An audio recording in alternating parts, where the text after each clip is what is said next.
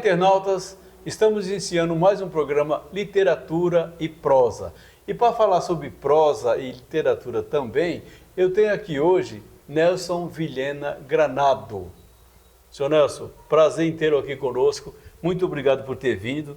Eu gostaria que o senhor falasse um pouco sobre essa qualidade de vida, sobre a evolução da pessoa como pessoa, os vícios que ficam de lado, o que a pessoa pode fazer para melhorar o eu, o si mesmo.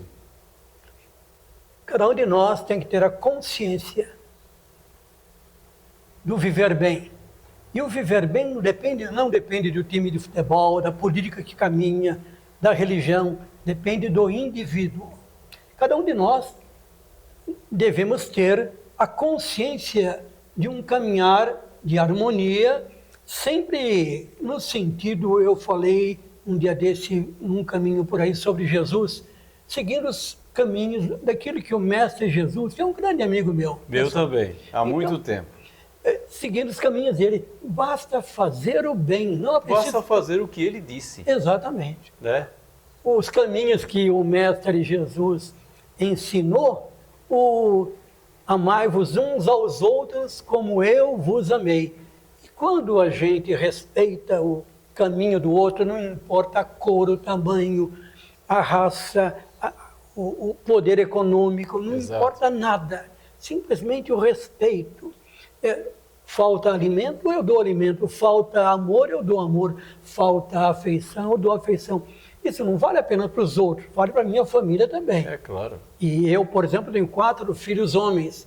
E todos estão por esse caminho, no meio do dia a dia, a vivência da própria vida. E esse respeito que eu tenho pelos outros vale em casa pela minha esposa. E eu estou com a minha esposa, você tem uma ideia? Vai fazer agora em outubro 60 anos. Nossa. E isso daí vale a pena nós destacarmos como meu depoimento, porque isso é viver bem, seguir os caminhos de Jesus. Agora, isso tudo que o senhor falou aí, que foi pouco ainda, ele é o causador da longevidade, é isso? Longevidade. Para termos uma longevidade saudável, porque não adianta eu viver muito doente, com dores, com mal-estar. Remédio, mal-estar de hospital em hospital. Então, a longevidade saudável depende de alguns fatores. Eu cito bem rapidamente. Sim. Preciso de uma alimentação adequada, atividade física, uma vida emocional com harmonia. Exato. E esse é o caminho. E a saúde mental, que é o mais importante de tudo isso daí, né? A saúde mental. E essa saúde mental, é claro que depende de cada um. Eu não tenho religião, minha religião é a religião do amor, a religião da ajuda. Mas cada um tem sua religião, siga a sua religião na parte mais nobre que ela tiver. Isto já é um bom caminho. Nossa, e nessa parte nobre da religião, você vai perceber que você vai ter que caminhar por uma alimentação saudável. Vai caminhar por suas meditações e orações adequadas. Vai caminhar por meio de suas tarefas do dia a dia. Porque não adianta nada eu apenas dizer que tem que ser assim, se eu não agir. Se eu não tiver isso, em termos de proposta do dia a dia. De nada adiantou. Exatamente. Sim, agora, o senhor, tudo isso que o senhor está falando aqui, o senhor tem publicado, o senhor disse que tem livros publicados e tal, é referente a esse assunto? Eu tenho alguns livros sobre física, porque eu dei aula de física durante muitos anos. Eu tenho alguns livros ligados à espiritualidade, eu vou dizer assim, o caminho. Eu tenho um livro chamado A Herança do Mestre. A Herança do Mestre como sendo uma forma de eu escrever aquilo que o Mestre Jesus me passou em termos de ensinamento. Há um outro livro chamado sobre vibrações, faz tanto tempo que eu escrevi que não tem problema. Sobre a herança do Mestre, sobre vibrações. Sim. Um livro sobre vibrações, onde eu coloco no livro alguns preceitos, alguns ensinamentos e como a gente pode viver bem, pensando em termos de saúde, de harmonia, longevidade e equilíbrio. Entendi. Tem mais alguma coisa que eu escrevi também que o tempo, de vez em quando, balança com a memória da gente. Isso é normal. Agora, o seu público, o senhor faz palestras, eu suponho. Sim. O senhor faz palestras, o seu público tem uma boa aceitação, uma boa receptividade desse tipo de assunto? Porque tem muita gente que começa um assunto e não se interessa mais. Na verdade, nem frequenta mais, tal, e tem outros que se aprofundam. Como que é a sua clientela nesse sentido? Eu considero que são excelentes. Tanto é que o meu público me convidou diversas vezes para fazer palestras em diversas capitais do Brasil, Porto Alegre, Curitiba, Florianópolis, São Paulo, Nossa. Ribeirão Preto, Birigui,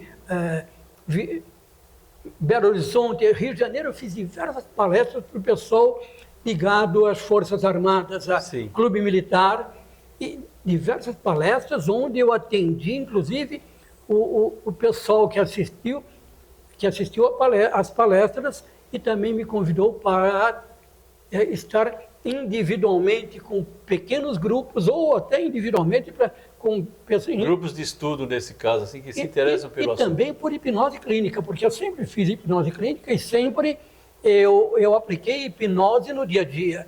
E ao aplicar hipnose no dia a dia, eles me convidavam para utilizar a hipnose para tirar traumas de cada um deles na própria história da vida. Porque a história da vida de cada um, nós trazemos marcas, mágoas, nós trazemos ressentimentos, e isso pode machucar no dia a dia na forma de um trauma ou na forma de um comportamento não equilibrado. Tá. Fala um pouquinho, só para o pessoal ter esclarecimento, porque às vezes a gente falando aqui, eles não têm. Fala um pouquinho sobre a hipnose clínica, só para o pessoal ter uma ideia. Veja, todos nós temos no dia a dia o consciente, que é aquilo que nos permite, está acontecendo agora entre nós. Existe aquilo que é o inconsciente, aquilo que vai sendo guardado na nossa história de vida. Ah, sei. Seria uma lembrança, então, do que se passou. De tudo que aconteceu. E essa entendi. lembrança nem sempre é clara. E ela surge, eventualmente, no dia a dia, na forma de comportamento. E essa Entendi. forma de comportamento pode ser uma forma agressiva, a forma de trauma, de medo, de angústia, de depressão, de anseio. A hipnose clínica, então, ela restaura esse pensamento esquecido, praticamente. O que é que eu faço? A partir de técnicas, eu faço com que o paciente, ou os pacientes, às vezes em grupo, No geral. o paciente, ele entre num estado de Transe. de um transe terapêutico. Sim. É transitório. Sim. E peço para ele, a partir desse momento de uma regressão, de um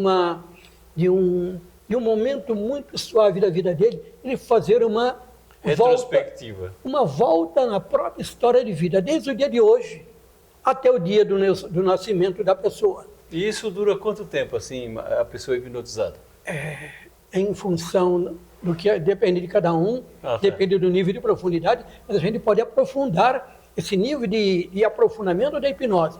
Mas ao fazer essa regressão na história da vida da pessoa, até o dia do nascimento, até o útero, inclusive, até antes, mas isso não é o caso de agora.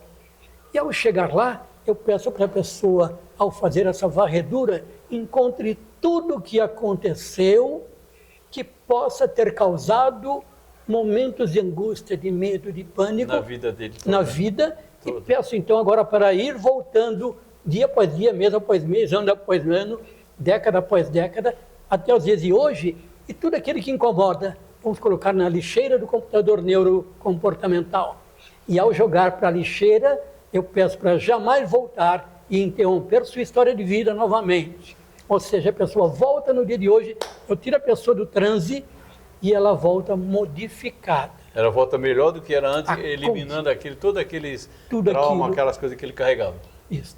Esse é o caminho da hipnose A clínica. hipnose clínica. É um dos caminhos. Um dos caminhos. Tal. E com isso a gente pega o paciente, ele passa a ter uma vida muito difícil.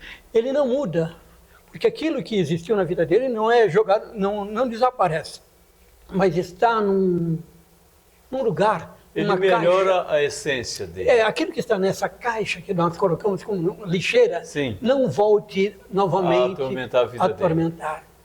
E isso Entendi. é fascinante, porque a pessoa não mudou nada, não deu injeção, não deu remédio, e ela percebe que sua própria vida passa a ter um caminho de harmonia. Que fantástico.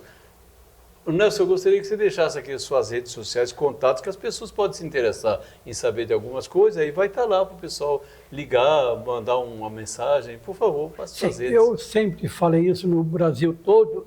O meu telefone em São Paulo é DDD 11. Pode mandar, manda mensagem e eventualmente pelo WhatsApp. É 99129 3872. 991293872. Eu tenho também WhatsApp, né? A partir daí.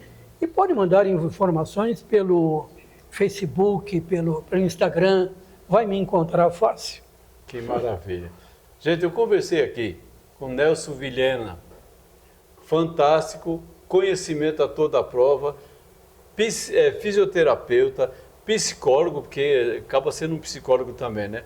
E um profundo conhecedor da vida humana, porque estuda sobre isso. Nelson, Esse professor de física, de matemática, de química, por esse mundo afora. Aí por afora vai. Mas principalmente um amigo, seu amigo, seu amigo, seu amigo. Amigo de todos.